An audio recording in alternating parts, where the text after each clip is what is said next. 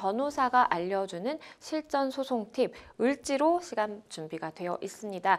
을들이 반드시 알아야 하는 법 을지로. 오늘은 어떤 내용 가지고 오셨을까요? 예, 많은 시청자분들이 헷갈려하는 주제를 가져왔는데요. 바로 고소와 고발의 차이점에 대해서 이야기를 해보고자 합니다. 네, 고소와 고발이라고 하면 사실은 뭐 이거 같은 거 아니야? 라고 생각하시는 분도 계실 수 있을 것 같고요. 우선 고소의 정의가 어떻게 되는지부터 설명을 해주시죠. 예, 우리 고소는 굉장히 친근하죠. 뭐 고소왕 이런 말이 우스갯소리로 왔다 갔다 한 적도 있었는데요. 범죄로 인한 피해자가 제기하는 것이 고소입니다. 고소란 범죄의 피해자 또는 피해자를 대신한 법정 대리인 그 밖에 일정한 고소권자가 범죄가 발생했습니다라는 범죄 사실을 수사기관에 알려 그 범죄를 기소해 주십시오라는 요청을 하는 것입니다. 그런데 특히 고소하면 떠오르는 말 친고죄 아시죠? 네. 친고죄라는 죄는 고소가 있어야만 처벌할 수 있는 것이고 고소가 없으면 기소할 수 없는 범죄다라고 이해하셔야 됩니다. 네, 고소는 우리가 일반적으로 떠올리는 그 개념, 고소의 개념과 일치하는 것 같은데요. 그러면 고발은 어떤 정의를 가지고 있을까요? 예, 고소와 비슷한 용어를 가지고 있는데요.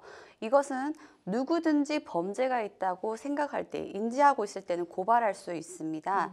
고발이란 고소와 마찬가지로 범죄 사실을 수사기관에 고함으로써 시작이 되고 특히 범죄의 기소를 바란다라는 의사를 표명하는 행위를 말합니다. 그런데 고발은 고소권자 이외의 제3자가 하는 것입니다. 그래서 네. 꼭 범죄 피해자가 아니라도 누구나 할 수 있다라는 점에서 고소와 분명한 구별이 됩니다. 특히 고발의 의무를 가진 직책이 있죠. 공무원인데요. 공무원은 그 직무를 행함에 있어서 범죄가 있다고 사료되는 때에는 고발할 의무가 있습니다. 고소와 고발이 어떤 차이가 있는지 짚어봤는데요. 피해자가 범죄를 직접 내가 이거 좀 처벌해 주세요라고 하면 이제 고소, 피해자가 아니라 제3자가 이러한 행위를 했을 때에는 이제 고발이다라고 이해를 해주시면 될 것 같습니다. 그러면 고소의 경우에는 반드시 피해자, 당사자가 직접 신고를 해야 하는 걸까요? 원칙은 범죄 피해자가 고소하는 것이 맞습니다. 그런데 비피해자인 고소권자에게도 고소권을 인정해주는 경우가 있는데요. 네. 형사소송법에서는 피해자의 법정 대리인도 독립하여 고소할 수 있다라고 인정해주고 있습니다. 그리고 피해자가 안타깝게도 사망한 사안에서는 네. 고소할 수 있는 피해자가 없지 그렇죠. 않습니까? 그럴 때는 배우자, 직계친족 또는 형제 자매가 별도로 고소할 수 있지만 피해자가 어떤 명시한 의사를 표명한 바가 있다면 그에 반하여서 따로 고소할 수는 없는 것이고요.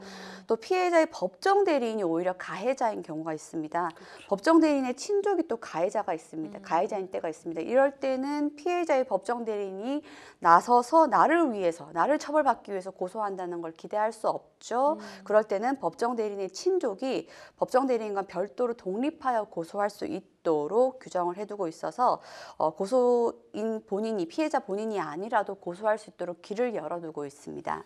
네. 그러면 고소를 하기 위해서는 어떤 절차를 밟아야 되는지도 궁금한데요. 고소의 방식 어떻게 될까요? 예, 그러면은 사법경찰관을 만나서 구술로서 고소하면 되냐? 실제로 됩니다. 형사소송법에서는 고소는 서면 또는 구술로서 검사 또는 사법경찰관에게 해야 한다라고 규정을 하고 있습니다.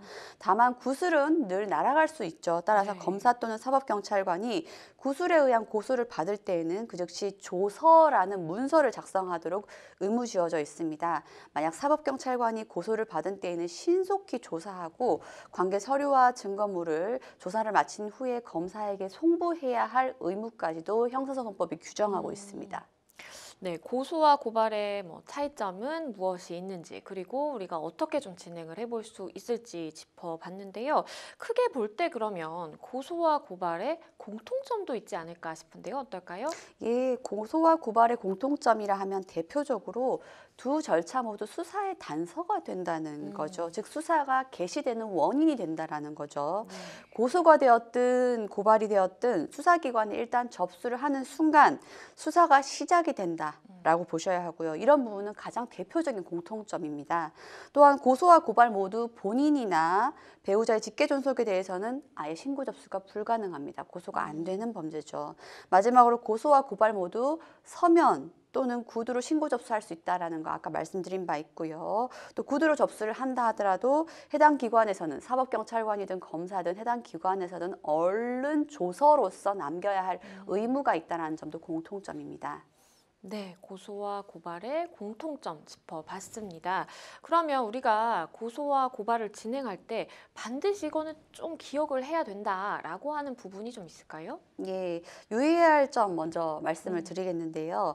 피고소인, 피고발인에 대해서 출석 요구서를 3회 이상 발부하였음에도 불구하고 불응한 경우에는 그 대표적인 소재 탐지 촉탁, 소재 수사를 하게 되는데 소재 수사를 했음에도 불구하고 소재가 확인이 안 되면 임의동행을 요구합니다.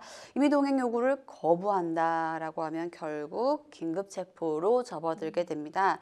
무분별한 고소고발은 인권침해 및 수사력 낭비를 초래하기 때문에 굉장히 엄중하게 처벌되기도 합니다. 무고죄로 처벌되는 예가 있죠. 따라서 범죄 혐의가 명백히 입건되거나 확인되는 경우에 특히 수사할 가치가 있는 경우에만 고소 고발을 제기를 해야 되고 만약 그 정도의 가치가 없다고 판단된다면 수사기관은 알아서 각하 처리를 하거나 경찰 단계에서 불송치, 검찰 단계에서 불기소 처분을 해버리기도 합니다.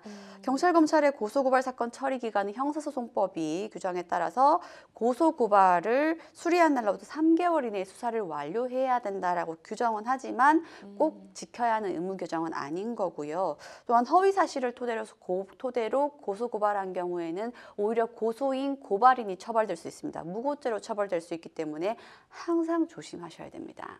네, 마지막으로 이것도 하나 짚어볼게요.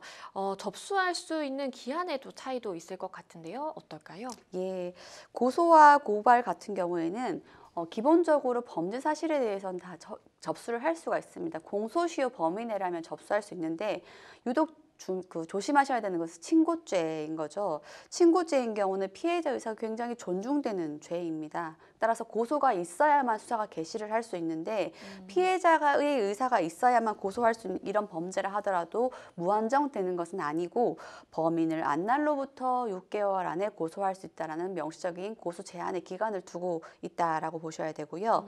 비친고죄의 경우에는 좀 전에 말씀드렸던 것처럼 공소시효 기간 범위 내이기만 하다면 접수 기한에 제한이 없다라고 보셔야 됩니다. 네, 고소와 고발의 차이점 그리고 공통점과 우리가 실제로 내가 진행을 하고자 했을 때 어떤 점들을 반드시 기억을 해야 하는지 좀 자세히 짚어봤습니다.